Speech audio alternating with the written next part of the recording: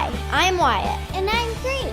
And you're listening to our dad and your host of the Vacation Rental Revolution podcast. All right, guys, welcome to another episode of the Odyssey Vacation Rental Revolution podcast. I'm your host, Sean Moore, and today is one of my favorite types of episodes that we do. We get to have a chance to interview successful short-term rental operators and owners. And today we've got joining us is Trago Wallace. Trago, say hi to everybody. Hey, thanks for having me, Sean. Absolutely. So excited to chat with you. Trago's part of our coaching and mentoring group that we have over here at Odyssey, and he's been building his short-term rental portfolio and had a property before he joined up with us. He's added a couple since then. And so it's going to be really fun, Trago, to share your journey and some of the lessons you've learned along the way here in this as you've been building your portfolio. So really happy to have you and really appreciate you joining us. I'm excited. Yeah. Thanks. Awesome. Well, let's, Trago, you've been around me long enough to know that I just like to, this is really raw, unscripted, and we're just going to have a conversation today. And so let's dive in and let's just start and let's kind of take a few steps back, if you don't mind. And can you just share with everybody your background, your backstory, where you're from, what you guys do, what led you to the short-term rental game, and we'll just kind of go from there and talk about the journey. Perfect. Sure. Yeah. So, my wife, Leslie, and I, we're both from the central coast of California, on the coast, a little halfway between LA and San Francisco. Met here, moved away to college in separate areas, and then got married and moved back. And when I graduated college, my senior year, actually, my roommate gave me a copy of Rich Dad, Poor Dad. And that was kind of like the beginning of my financial journey and education. And I'd always kind of been interested in money, but never really knew where I wanted to go with it. I started a small business right out of college, and still running that to today. It's been crazy 18 years, actually. But yeah, so when I read Rich Dad Poor Dad, I kind of discovered that, okay, eventually I want to invest in real estate, but I wasn't sure how I wanted to do that or how I could do that as a Californian. The more I studied it, the more I was like, how do you do this? How do you be a landlord and actually make a profit on a monthly basis? So a few years later, as podcasts became in the mainstream, I started listening to a lot of podcasts about real estate, and came across some that talked about how to invest out of state. And so I ended up purchasing some long-term rentals out of state, and did that for a while. I ended up with 4 or 5 of them, and they were fine. It's kind of out of state. Long-term real estate investing is kind of like, pretty easy. It's hands off. You just buy something that it's nothing fancy, but it's a way to kind of grow some wealth over time. And that's what I did. And when after a few years of doing that, more than a decade, actually, I took 2 of those that were my worst performers on a month-to-month basis, and sold them and took that equity. And so now I had this kind of chunk. And so it was one of those things where, with a lot of real estate investors, people kind of get excited and they think that, oh, maybe, there's got to be a way to make money quick. And there are ways to do that. But what I've found, the best way is just use it to build wealth over time. Yeah. And so I had this, a decent amount of money to then invest somewhere else. And I knew that I wanted to do real estate and continue to do real estate. But I wasn't sure how exactly, because I could just buy more out of state, like I'd been doing. And I looked into that for a while. I looked at I don't know if you're familiar with the BRRRR method of investing. Absolutely. And so I studied that for a while, and I even tried to put down offers and out of state and tried to do that. But it just wasn't panning out. The market had gotten so crazy, it was hard to compete with all the other people that were doing the same sort of thing. Yeah. So, yeah, I think that kind of led me to where I heard about your program, Sean, and Odyssey, and that kind of changed the direction that I wanted to go at that point. Nice. So when we, it's interesting how many people I talk to that, and myself included, that the rich dad, poor dad is such foundational for us when we started to kind of figure out, the cash flow quadrant, right? And identifying where we want to go. It's such a classic and great book that really he did such a great job of just explaining what quadrant and how you want to kind of long-term plan and figure out how you're going to build wealth, right? And it is common to go into that. And I'm glad we're having this conversation as well, because you've looked at a couple of the most popular options, especially, the turnkey, Midwestern type of properties, long-term rentals, cash flow really well, very, very passive investments, right? There's not a lot you have to do to think about them. Probably don't appreciate as much as some other properties, but they can cash flow really nicely, and they can be really good turnkey investments and build wealth. So it's nice that you had that experience there as well. And then when did as far as time frame, when did you sell those couple where you started thinking, okay, I want to do something else? Yeah. So that was actually in 2019. Okay. And what I ended up doing so I had this chunk, and I actually invested it so that was end of 2019, 2020 hits, market goes crazy down. And so I plopped some of that into the market at that time. So that kind of just supercharged that equity amount that I had, because it wasn't until mid 2021 that I joined your program. Yeah. Nice. And when you talk about, did you take some of that and you attempted the BRRRR method with some of that? Is that what did you actually attempt the BRRRR method? And just for the listeners that aren't familiar with what the BRRRR method is, but the BRRRR method is you buy a property, you rehab it, you rent it, you refinance it, and then you repeat, right? And so you're taking a property, you're improving it, you're gonna put a renter in it, then you're gonna refinance it, pull most of your money out, sometimes more than what you have into it. Is the goal is that you're parlaying the same amount of capital into multiple properties. And so that's what, when somebody refers to the BRRRR method, that's what they're referring to. And for those of you that aren't familiar with that, I now call it the BRRRR method if we do it on the short-term rental side. So, and that's, we can get into that later once we talk about my specific properties, but that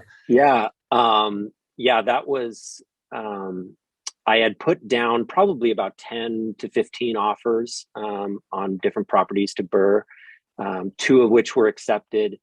But during the inspection period, the amount of equity that I would have to put in to get it to a good rental state, it just didn't make sense. At that point, I might as well just buy a turnkey property, because there wasn't enough wiggle room in there. And that's because of the crazy market, and everyone was bidding. So these houses that were, didn't even have walls, were selling for crazy prices. Nice. And so that led you to then, okay, you kind of dabbled there. It's like, okay, it is a super competitive market. Anytime you're talking about any sort of fixer upper type property, super competitive. We're already competitive on the retail side of it, right? These markets, the inventory is super low. And so tell us about that first step into the short-term rental game. What really started leading you down that road? Yeah, I mean, I really liked what you have to say, the way that you envision vacation rentals, because I'd considered vacation rentals in the past. Well, first, before Airbnb, people would talk about, oh, I've got a cabin in the woods, or I've got a beach house, and and my wife, we had talked about it, and she would never push the issue, but my stance was always, that's not an investment. That's a liability. Robert Kiyosaki would say that's a liability, that it's an asset for the mortgage company that's holding your mortgage, because you're paying them every month. But it's not putting money in your pocket. So it's a liability for you. And so I didn't see a way to make it into an investment. But the way that you talked about it, and obviously when the coming of Airbnb and being able to do that, making it a lifestyle asset and making it so that it's not just an investment that gives you money every month, but it's something that you can use personally and enjoy with your family, to add to your own lifestyle to really enjoy for yourself. So that's really what kind of drew me to vacation rentals and to Vodacy. So the one that I had when we moved, we bought our forever home, we call it, about 6 years ago. And it has a small apartment attached to the side of the house. Okay. And we started Airbnb-ing that as soon as we moved in, and kind of made it into a good little space. It's a 2-bedroom, 2-bath with a kitchen and living room. And so that was kind of like attached, or is it an ADU? It's attached, Okay. but it's attached through a separate hallway that can be locked on either side. Gotcha. So it feels really separate, and it really is. It really is a separate kind of feel to it, even though it is attached. Nice. It's got its own entrance and parking area and porch and everything like that. Yeah. And that's a great, something that a lot of people, it's a good way to kind of get exposed to the short-term rental game, right? You have a property, it's your home. You're able to kind of see, okay, what is this world all about, right? Like can I really just put something on Airbnb, set it up nicely? Are people actually going to come? And you got firsthand experience that, actually, once you put it on, people actually start booking it, right? And now that part of that property or your home is getting paid by somebody else, and you're living in it, right? Right. To the point, it's not just strictly a liability now. It's really supplementing itself. Yeah, we actually, when we moved in, it was the last bedroom and bath were just drywall. It was unfinished. They were using it as storage, the sellers of the home. And so we started immediately renting out the 1-bedroom, 1-bath with kitchen and living room. And it was doing so well that I was like, oh man, I really got to capitalize on this. And so I kind of hustled to finish out that last bedroom and bath to really maximize that. And that. So yeah, I finished that within the first year so that we could enjoy that revenue as well. And I'm assuming you're managing that one, since it's on site at your house, you guys are managing that yourself. Yeah. And I keep trying to convince my wife to let go of the cleaning, because she does the cleaning herself.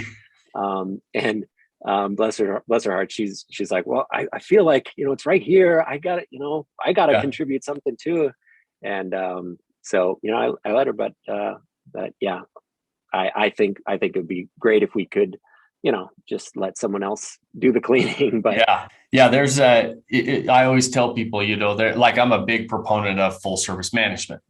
And the main reason is because handling the management on these properties, it's a lot. There's a lot you have to do, right? And if you're doing it yourself, it's not. Sometimes it sounds a little easier than the reality is when you're actually doing it all. And so not that, you can definitely save money and it can work. In fact, some of our members in our group that manage their own properties, they do a phenomenal job. But it's something that you will really have to be committed to doing, because if you really want a passive investment, managing it yourself that's not very passive. And so, but where it's on site, this is your house, that it makes sense. And so you get a taste of it that way. And then we run down the road a little bit further, and you start to think about buying something strictly as a lifestyle asset, right? As a short-term rental.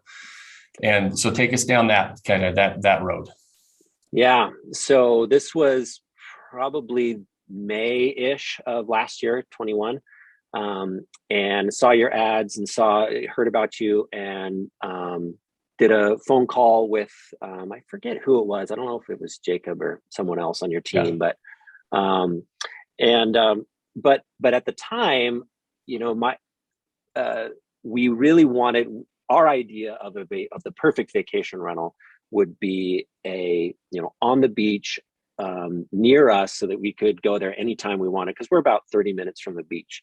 But we want it on the sand, because we rent those quite often. Leslie and her friends will go and do that for girls, weekend or whatever. And so we thought it'd be great to get one ourselves. And so but the numbers are really hard to cash flow when you do that. And so when I first had that call with someone on your team, that was kind of like the only thing I had in mind was like this, if this could work, then I'd love to do this. But otherwise, I don't really see where else, I couldn't envision where else I would want a vacation home. And so I made, I had that phone call, and then you had a follow-up call with me as well. And I was, at the time I thought, okay, here comes the big guy and he's going to do the hard sale. I've been through these, timeshare conversations. Closers coming in, right? Right. Exactly. That's totally what I thought it would be. And to your credit, like, I don't know if you remember the conversation, but it was totally the opposite. And your mentality, which I think is totally right. It's like, this isn't for everybody. And if that's the only thing you have in mind, if that's the only vision you have for vacation rentals, then this probably isn't for you. Yeah. And I was like, I kind of left the call like, okay, that wasn't what I was expecting, but okay, that's probably the right answer. But then over the next couple of weeks, I kind of just churned it over in my head and talked about it with Leslie, and we started to think, what about these other places? There's other places. We live in California. There's other beautiful places to vacation. And so we kind of, we settled on a couple good ideas of where we would really enjoy going back on a regular basis. Because it wasn't just about cash flowing for us. I know that there's people in the group that's a big part of it for them. And as much as, I want it to make money, I don't want to lose money every month. I definitely wanted it to make money, but also be a place that we would enjoy going on a regular basis. And so what I ended up, before I even signed on with you, I started kind of looking into it a little bit deeper into these two specific markets. And I don't know if I contacted a broker, a real estate broker or not. But at what point I ended up signing on with you guys and joining your team. But at some point I did. But I think what it came down to was I knew at this point, I knew I wanted to do it. I knew that this was going to be where I wanted to park my money for the long haul. And I just wasn't sure that I would be able to pull the trigger confidently unless I kind of had some good training, coaching, and some good information on my side. And so that's kind of where I decided, all right, I really gotta join this Odyssey group and see where it takes us. So awesome. And to your credit too, I always tell people, let's start with those markets. Even you've been around our group long enough. You've heard me tell some of our strict investors that are like, all I care about is cash flow. I don't care about the market, right? I still always challenge them, find markets that you're interested in, find markets that you'll enjoy. And even like to your point, the conversation you and I had, if you only have one market and it happens to be a market that doesn't cash flow very well, then maybe this isn't the right type of an asset, right? And we want to be realistic. But there are so many good markets, right? When you and Leslie then you came back and you had a couple of conversations, you're like, yeah, like to your point, you guys live in one of the most beautiful areas of the country. I mean, California has so many diverse areas. It's not just beaches, right? You guys. And so how did you choose your area? You guys had those conversations. You started to identify some of those areas.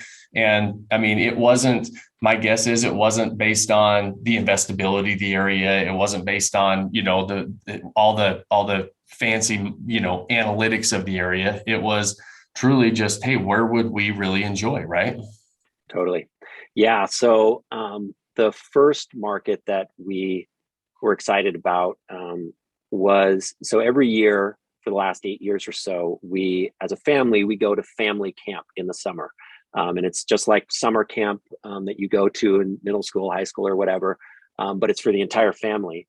And everyone's got their own programs and stuff. And we love it. And we plan on going every year forever, taking our grandkids with us some years, So, but as a growing family, so side note, I've got 5 kids. Okay. And and so when we go on this to the family camp every year, we've had to as our family grew, we had to get kind of bigger and bigger spaces. We started in like the kind of lodge hotel room style thing.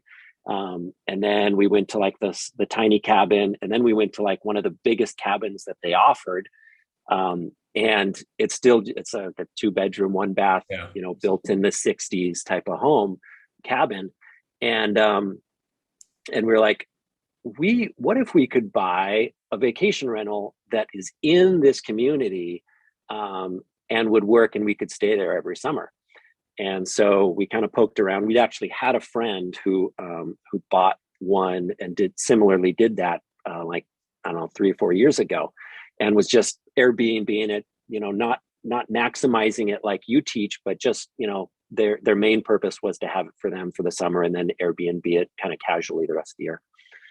And so we said, okay, this could be a market. And it's in the Santa Cruz Mountains, up in the Redwoods. It's a beautiful area. We love it. And so, yeah, we wanted something bigger than we could really find within the conference area, or within the conference options cabins, and was a little bit more, up to date, something with a nice kitchen and stuff, because we like to cook in there and whatnot, and sleep well, and everyone's kind of got their own rooms and stuff. And so that was kind of the first market that we focused on. So when did you acquire that property? Yeah. So, well, so this, I think it was June-ish that I joined Vodacy, and I had been kind of searching beforehand, and looking on Zillow, maybe talking to a realtor. I don't really remember if I did that or not. And so that's about, early June was when I probably started looking. But simultaneously, once I joined Vodacy, we actually started looking, because in the family camp area, in order for it to really be feasible, because you want to be able to walk to all the activities and to everything, there's really a very small area that it would have to fit in. And so we were looking, and maybe one every 2 or 3 weeks would come on the market that was actually in the area. And probably more like one a month would come on the market. And so to have one that is in the area and kind of fits what we're looking for, we're like, I don't know when this is going to happen. Right. This, could never happen, but we're going to keep looking. And so simultaneously, we started looking in the separate market, which was up in Yosemite. That's kind of where we settled on. And I can get into why we settled, or why we picked that area too. But huge profit driver up there, big national park, and lots of people go up there, and it sounds like you guys enjoy the mountains as well, and the outdoor activities, huh? Well, yeah, it's interesting because we do enjoy outdoor. We enjoy hiking. We all that is involved, but it's interesting because we don't really we hadn't really vacationed there much. It wasn't like the Santa Cruz Mountains that we go to every summer. Yeah. In fact, when I put down my first offer on one, I was talking to a friend, because I thought we would get it, and I was talking to a friend who goes to Yosemite quite a bit. And I said, "Oh, we just put down an offer in Yosemite." And she says, "Do you guys even go there?" Like, I didn't know that. And like, well, we've been there a couple times, So no, but the reason that we picked it, beyond the fact that it was a profit driver, was that separate from the Vodacy conversation and the vacation rental conversation, Leslie was talking to my older boys one time about where they wanted to eventually settle down. Like, when you have your own home, where do you envision that being? And it was like resounding from all 3 of my boys. Oh, we want to live in the mountains, up where it snows, and Leslie's like, we never go to the mountains, and we don't, as parents, we don't really like the snow that much. Yeah. So it was kind of interesting to hear that from them. And so that kind of pointed us, okay, we got to find somewhere up in the mountains that, in the winter it's white and snows, because we want this to not only be an asset that we can enjoy right now, where our kids are somewhat young. My oldest is in high school, but somewhere that they're going to want to bring their family back to, and this can be a place that we can, congregate as an extended family in the years to come. So that was kind of like, all right, got to find somewhere in the mountains, and Yosemite is the iconic spot.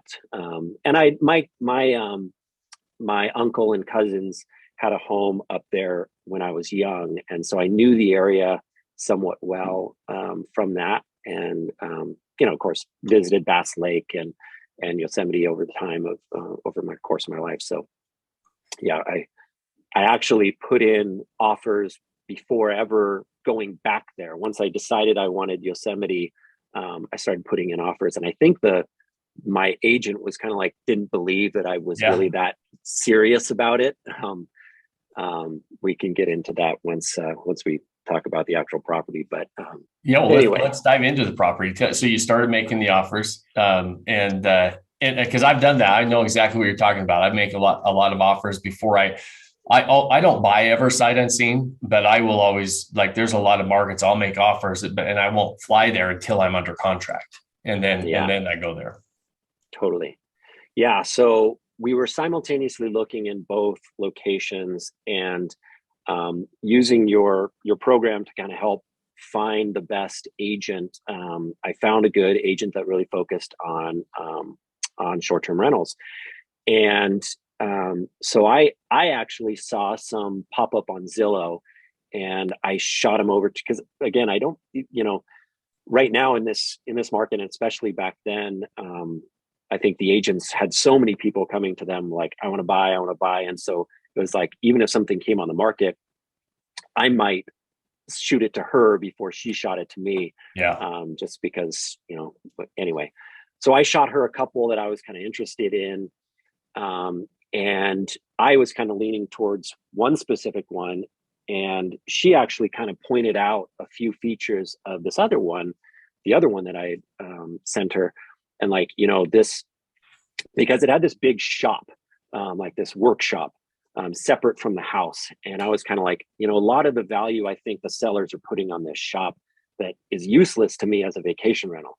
And she said, well, actually, no, that could be a really great game room. And I was like, oh yeah, you're right. And she said, and I kind of viewed otherwise the two homes pretty similarly, size wise and everything, view wise, it looked from the pictures. And she said, well, actually, this other one has an amazing view, but the one you're kind of looking at, it looks good from the pictures on the website, but turns out the views aren't really that great. They're kind of blocked and whatnot. And so she kind of pointed me in that direction, and it had a pool and a few other things. And so, and it had equal amounts bathroom to bedroom, which she pointed out is really important. You can't really skimp on bedrooms because if you pack a bunch of people in there, they're all going to be waiting for a shower or whatnot. So all those kind of features she kind of brought up to my knowledge, and I was kind of okay. And so I kind of got my heart set on this one, and it all the pieces kind of started to fit. I was like, all right, this could really be the right spot. And so this was probably, I want to say late June, and they're crazy hot market. They're asking, I think they were asking like $875, and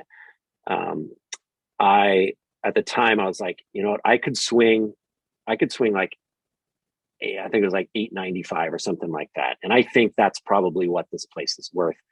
And she's like, yeah, that's probably a good offer. Well, it came down to, I guess, us and one other person. And the other person had a much higher offer than us, but they had a loan contingency. And so she said, I guess the seller said that it's between you two guys, but their offer is higher. What's the best you can do? And so I kind of padded my number a little bit, but not too much.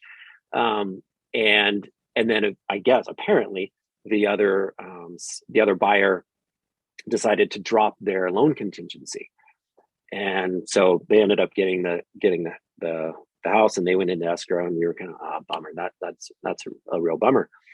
And so it wasn't, so that was June. And then we went to family camp in the end of July, early August.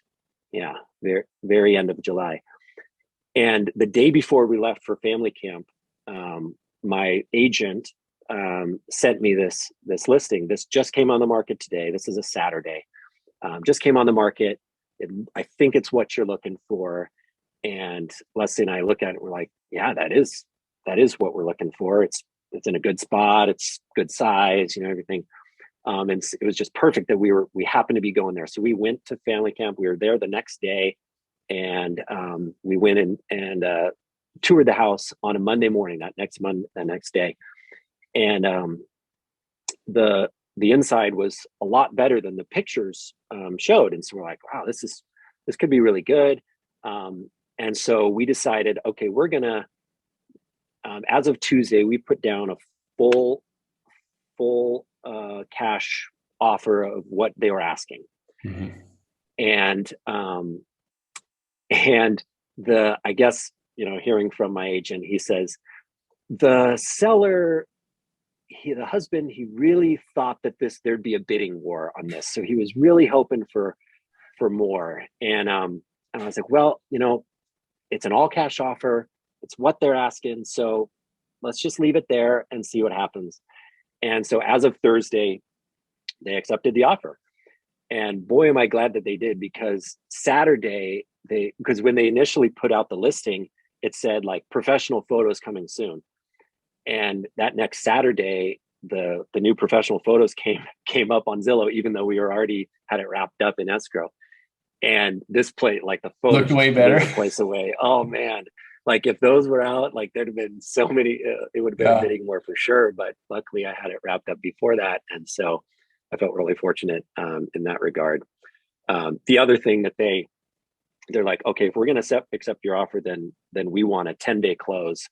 And I was like, all right, we can do that. And so they had already started the inspection process. Like they'd hired their own inspector. And so I got a report of that really quickly.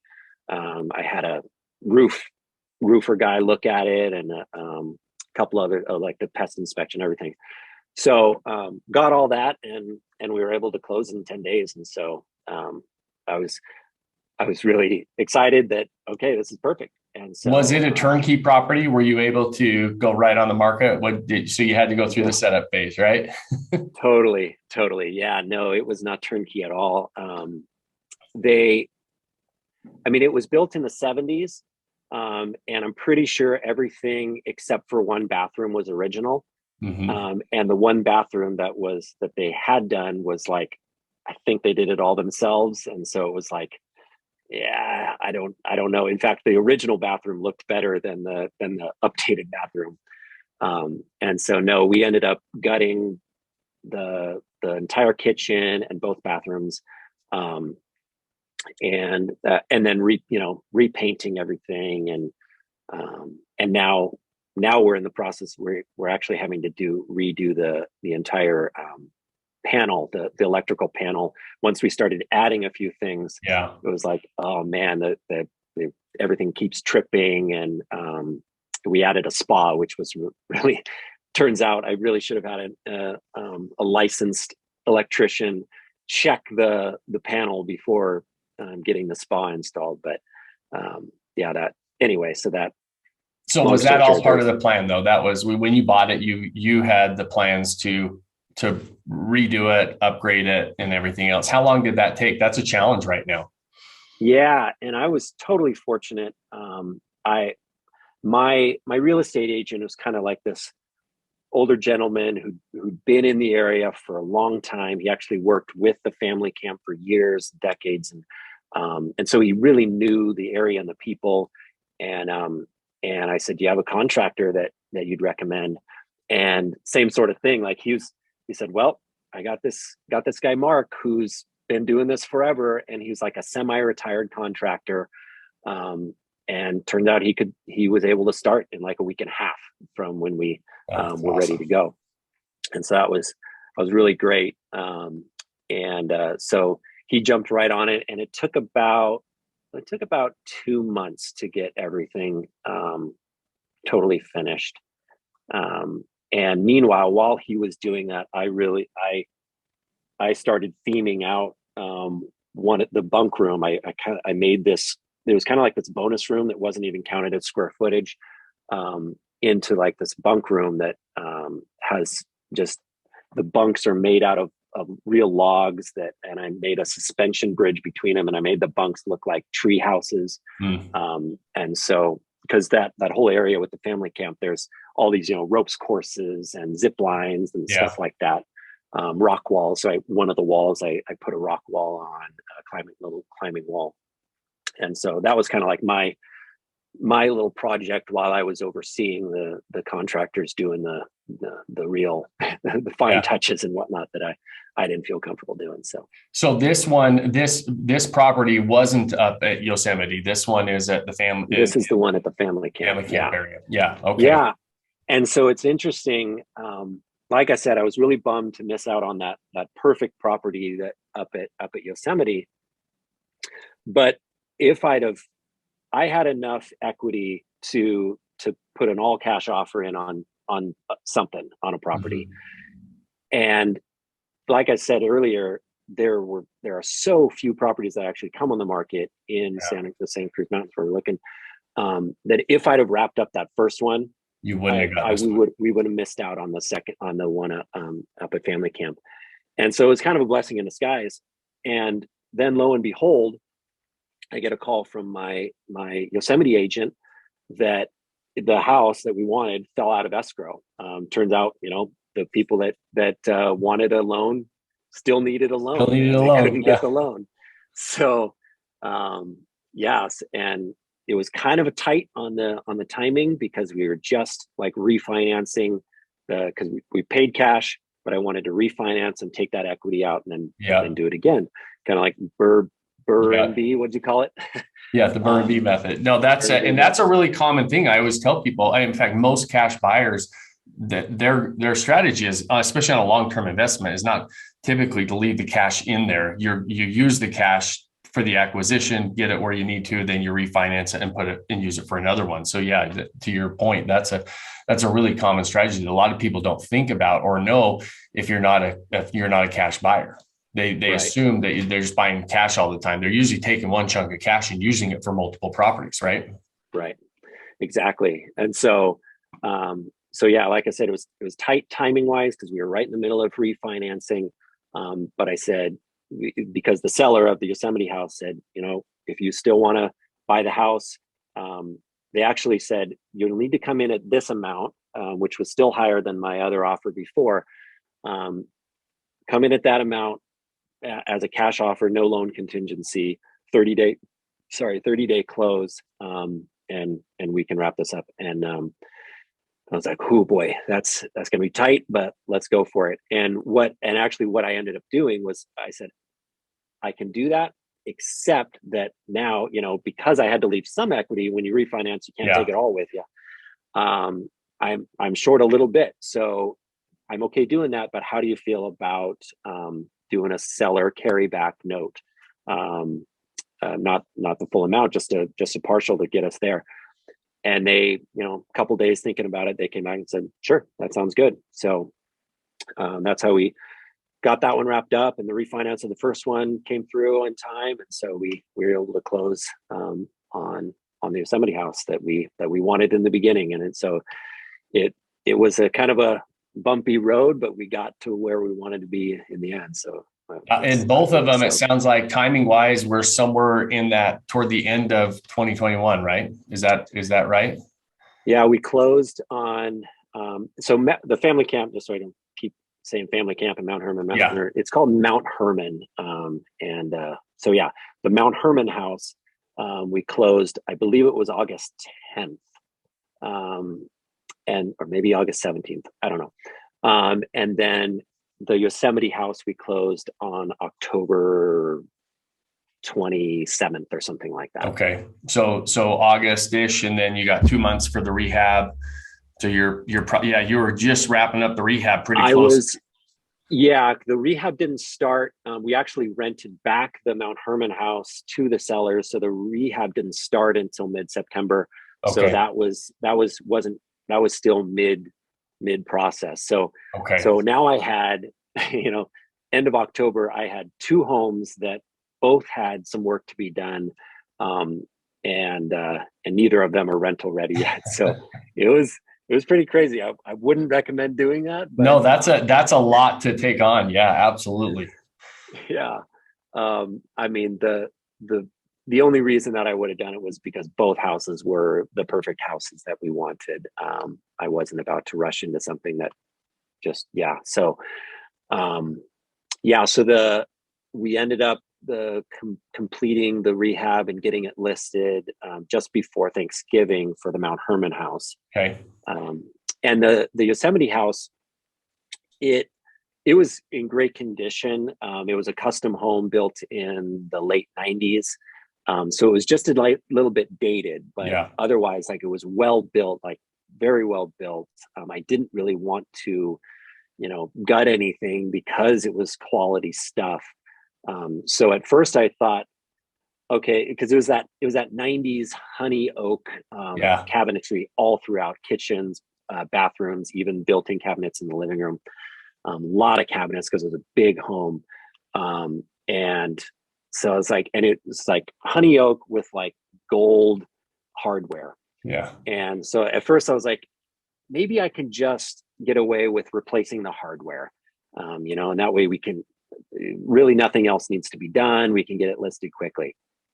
And then I was like, listening, studying your course a little bit more, I was like, if I really want to create this, this dream, this like really great experience for people, then it needs to be more than just, hardware that's kind of Hmm. updated. And so then I had this, I was like, you know what, I'll just paint the cabinets. I studied it, like how I could do this, the special paint that went on really easily and could be DIY'd. And I was like, that's going to be the plan. I'll paint it. And so I had this contractor come in because we were going to convert there's 4-car garage in 2 sections. So we were going to convert the 2-car garage, one of the 2-car garages, into a bunk room. And so I I talked to my realtor and said, like, have you recommendations? And she gave me a bunch of people's names, and one of them was available. And he met me there probably the week after I bought it. And I said, okay, this is kind of what I envisioned for the bunk room. He's like, okay, I can do that. And he's like, what else are you working on? I was like, well, I'm painting these cabinets. And he's like, oh, painting cabinets, huh? And it turns out that this contractor, although does other stuff, he really focused on refinishing cabinets. And he's like, what do you think about like refinishing them rather than painting them? And I was like, well, that'd be great, but who's got time for that? And he's like, well, I've got time for that right now. And so he showed me some of the work that he did, and I was like, wow, that would be really awesome. So it took a little bit longer, but that's what we ended up doing. And they turned out really awesome. Just really made it look like updated and more of like a timeless look, more of a rusticy, Right. cabiny, mountainy look rather than just a 90s, or a painted look. So yeah, that's what we had to do. And it, I feel kind of bad for him because I kind of gave him like a deadline, which was, I said, what's the soonest you can get this done?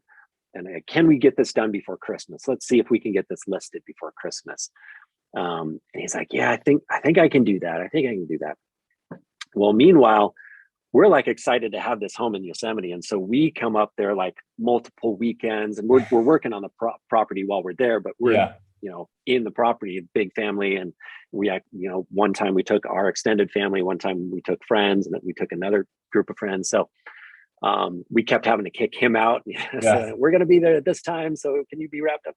Anyway, so it took a little bit longer. And the house was fully ready by like mid-January, it turned out.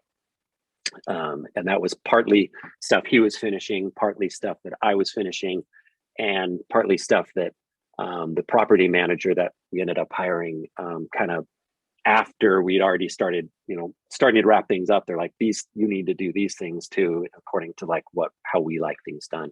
Yeah. So, so we finally finished it by mid-January. Awesome. And you mentioned a few times, one of the things that I always stress is having just an amazing team of partners, those boots on the ground partners in these areas, and how important that is. You mentioned your realtors a couple of times, some of the recommendations on contractors that they've given you, and helping that process along. And really, it sounds like in both of those markets, those realtors and those partners were a key part of you getting both of these properties, but also getting them set up and ready to go as well.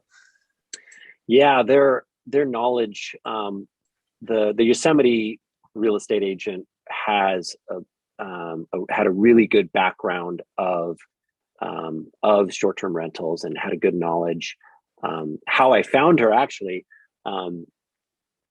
using some of your like interview questions and stuff. I was looking for all my partners at the same time. I'm kind of like, okay, as I'm trying to build my team, this is before I had any offers in or anything. So, you always say, like, whenever you're done talking about, you're done interviewing one partner, then you ask them for recommendations of other types of professionals. And so one of my favorite property managers that I interviewed, which is the one I ended up hiring, I asked, same question: do you have any recommendations for real estate agents? And he said, well, actually, how I got into this business was my mother-in-law has been in short-term rentals forever, and she's an agent. And so he gave me her number, and sure enough, she had all her anyway, she had a lot of great knowledge, and so it worked out really well. And then I ended up hiring him to do the property manager. He and his wife, the real estate agent's daughter, run this vacation rental property manager, and so they're the ones Awesome. I ended up going with.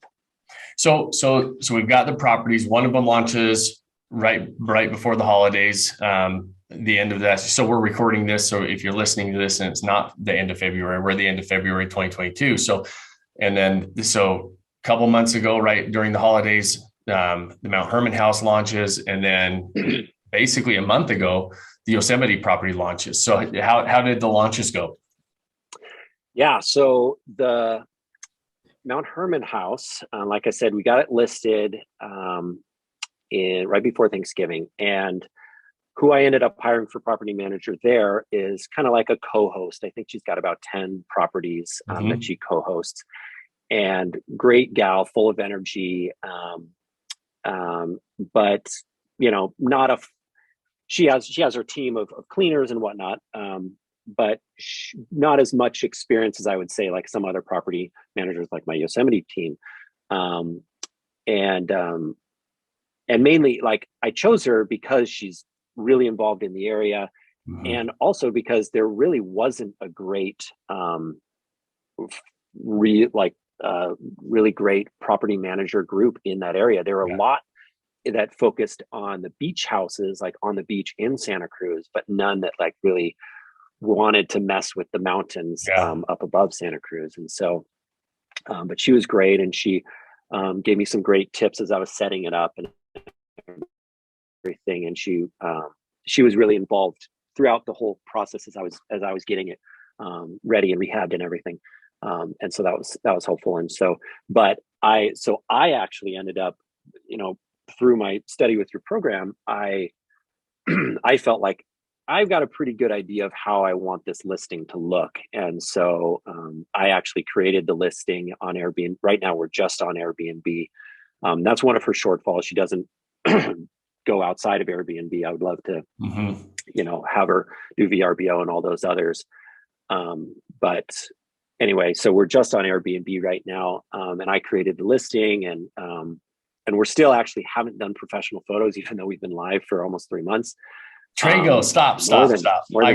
You just told me you would have not got a house, or if everybody saw the house with the photos when you bought one, how important photos are. We got to get those done. I know, but the thing is, it's still, even though it's listed and it's going, it's still not like the spa hadn't been installed. and and the shower doors are still not installed. That's the other thing. Like so there's a few things like I kept thinking, looking back, I should have just done it once and then I'll do it again later, the professional photos. But all my like the glass company and the spa company and everything, they kept saying, next week we'll have it done. Yeah. Next week we'll have it done. And so they kept next weeking me for a few months now. And so anyway, those will come very soon. That's the plan. Anyway, so we got it listed, and it started booking, right away. Right before Thanksgiving we list, and almost immediately, like the next day, we probably had like 3 bookings for the Christmas holidays. And I wasn't aware, but like Airbnb automatically did these, newcomer discounts.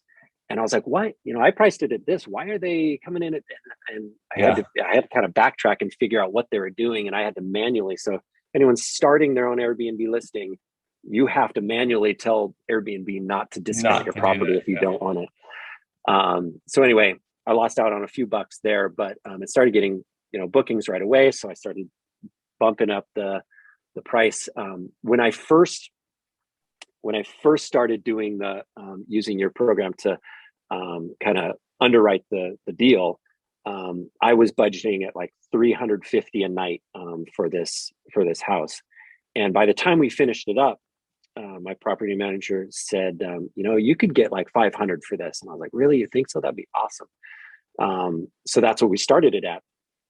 Well, it started booking so much that I ended up bumping it up to $650 a night for the weekends and leaving it at 500 for the weekdays. And lo and behold, it's booking pretty regularly. It hasn't missed. I think it missed one weekend. It didn't get booked. So anyway, so awesome. It's been really happy with the bookings, and got some reviews to get us started. And now you get those photos, and then you bump it to 900 a night. Yeah, who knows? Let's get those done. And then the Yosemite property launched in about a month ago. So? Yeah, it was. So it was rental ready in mid-January, and they gave me the forewarning that get it rental ready, but once you give it to us, it's going to take us a couple weeks to get it onboarded. Gotcha. At the time I was like, really? Because I could do this like right away. I could get this going. But they have some really good processes, and to their credit, there's a labor shortage, turns out. Right. I was just talking with her yesterday about how, she was kind of laughing about it, because not only is there a national labor shortage, but Yosemite, as well as many other, I'm sure, vacation destination areas that are now converting all these long-term homes. She's kind of like, we're kind of shooting ourselves in the foot by creating these vacation rentals out of homes that our labor would be otherwise living in. There's like nowhere for them to live. Anyway, so we gave it to them in mid-January. They worked on it it took them less than 2 weeks, but they got it listed. And then, so we've had 2 guests, the last 2 weekends have been booked. Awesome. And did it launch about the prices that you were anticipating on your underwriting and stuff? And I mean, I know you're still very early in that establish the listing, get those reviews phase, which is typically we suggest a little bit lower in the beginning. Right. But so you're probably still in that stage, right? Yeah. And since they're a very full service property manager, I haven't really had much say in the pricing, but they've been talking. I asked them about that in the beginning. I'm like, I'm concerned because they actually book out, or they make it available for 12 months ahead, which, you talk about all the time. You don't want to do that now. So I was really concerned about that. I'm like, I'm concerned that you do this. What do if people book it now for next Christmas or whatever? And we had a good conversation. He talked about they use price labs, and they haven't seen that be an issue. And sure enough, we probably have like 2 summer bookings so far at a really good price that I'm happy with for like full weeks. Yeah. And so, I was concerned about that, but it seems so far like that hopefully won't be an issue. Yeah. But the pricing, because of the price labs and stuff, I mean, it's a pretty wide gamut of the pricing that I'm seeing, like per night. So Yeah. but And that's those all of you them. that are listening, Price Labs is a price optimization tool that takes our short-term rental nightly rates and kind of adjusts it based on supply and demand. And so that's what when and a lot of property managers are going to use those tools, and that helps you so you don't, the goal is to not leave a bunch of money on the table, similar to airlines, hotels, everything else have been using it forever. It's not just one price across the board when you start using those price optimization tools. And so you'll have to watch that. It'll be interesting to see. What you don't want to see is like we talked about, you don't want to see your whole summer starting to book up now, because that means you're one of the cheap guys in the area. So you're leaving money on the table there. But if that doesn't seem to be an issue, and they already have a high price in the summer to kind of stop that, it sounds like that it might already be doing that, because we're going into the peak season. Those areas are already booking up right now, pretty quickly actually in most of these areas. So that's Trago. That's a busy about 6 to 8 months for you. It has been, and when I first started working, so we closed on the Mount Hermon house. I'm really excited, and I have all these visions and plans, and I really wanted to do the work on the bunk room that I wanted to theme out. And so I chatted with Leslie, and I'm like, hey, what do you think about me every week, going for 2 nights, is like a day and a half, 2 nights to the property. And, with 5 kids, that's a big ask for her. Yeah. And so she was gracious enough to say, okay, let's make this work.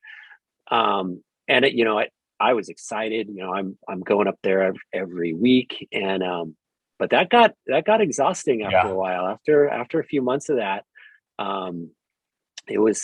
I realized when I started my business years ago, I did this as an alternative to being a salesman.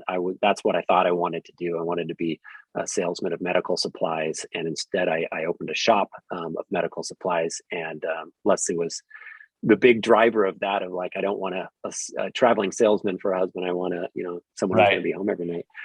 And gosh, after these last few months, that would not have been a good career choice for me. Right. So, so it was, at first I was super excited. And in the Vodacy group, I heard about, people would say like, my first one was a fixer upper, but I'll never do that again. It's only turnkey from here on out. And at the time I was like, really, this is so much fun. Like, how could you know? And now I'm like, okay, I get it. Turnkey from here on out. That's good.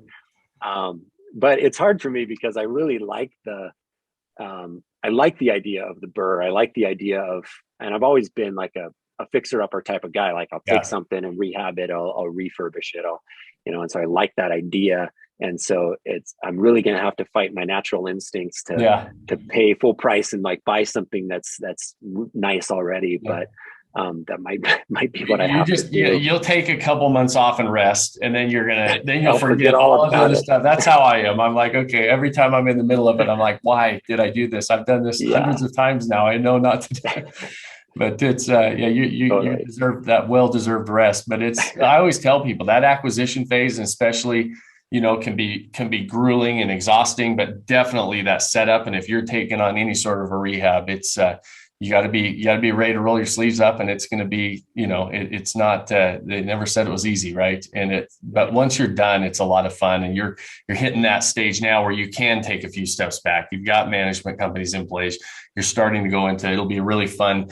This will be your first, really peak season, rolling into it with 2 properties that you worked really hard with. And now all of a sudden you start to really see the fruits of that labor, and it'll be a lot of fun. It's exciting to hear that story, but we'll have to get an update at the end of the season. My guess is you're going to have your sleeves rolled up, and you're going to be into another third or fourth property there.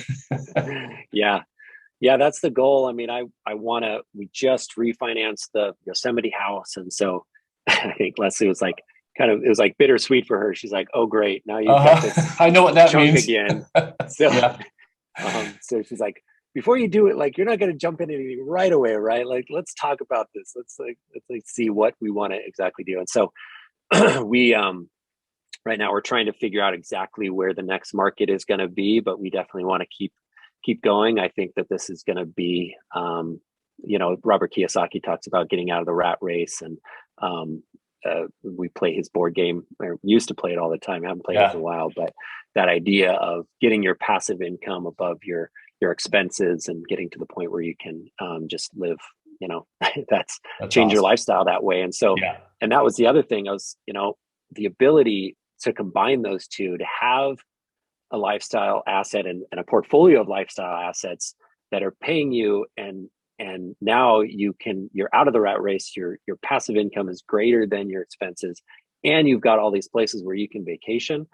Boy, that's the dream right there. So that's what I call the holy grail, right? That's what they're just fun assets to own and be a part of. And even during that, it, like you said, on the property that you were able to go spend time with the family, and you're in the middle of, getting the cabinets refinished and everything else. It took a little bit longer, but you can't replace that time you spent either. And it's a lot of fun. And we don't get the chance to do that on many assets that we're buying as investments, particularly. So that's awesome. So Trago, you and I could talk about this for a long time. And so we're going to, I know how valuable your time is, and sure appreciate you spending it with us and our listeners and viewers.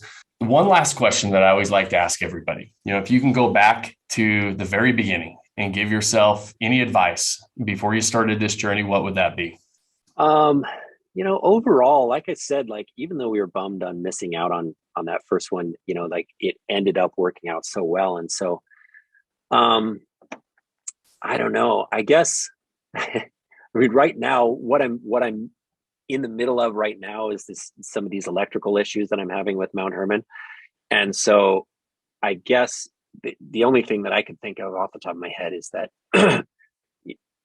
I should have paid more attention to the inspection, because there were some clues in the inspection with that if I'd have had someone come and do that at the very beginning, that could have been wrapped up, and we wouldn't have, our guests have been mostly gracious. But the electrical issues ended up short circuiting our brand new oven that we bought to fit this space in the kitchen. And so we've got this dead oven right now. And the first guest that we had after the oven, we said, "Hey, sorry about this. The oven just fried. We're working on getting a new one. Just wanted to let you know." And she says, "Oh, that's really a deal breaker for us, because our plan was to make a bunch of pies."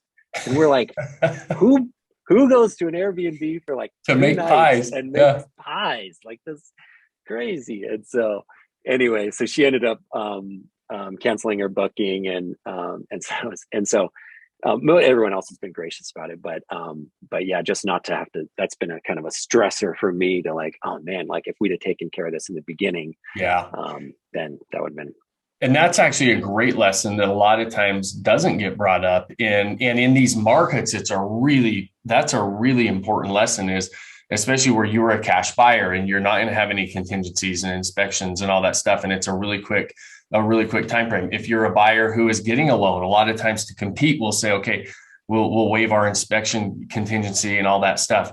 That doesn't mean that you don't want to do an inspection and pay attention to all the details on it, right? You still want to always do those inspections, pay attention to every detail, because you may not go back to the seller and address all of them, but you want to walk into it with your eyes wide open, knowing what you're getting into, right? And really paying attention to that. And so that's a great point to make, especially in these markets where they're so hot. And a lot of times buyers are, to compete, they're waiving a lot of those contingencies, right? And so, and as a cash buyer like you were, you guys moved so quickly that sometimes, we're focusing on all these other things. We look at the big things, and then and electrical is a pretty big thing. It could be a big issue, right? So now you're having to deal with it, but overall it'll get taken care of, and part of that rehab process, right? That just isn't quite done yet. We got to get it finished.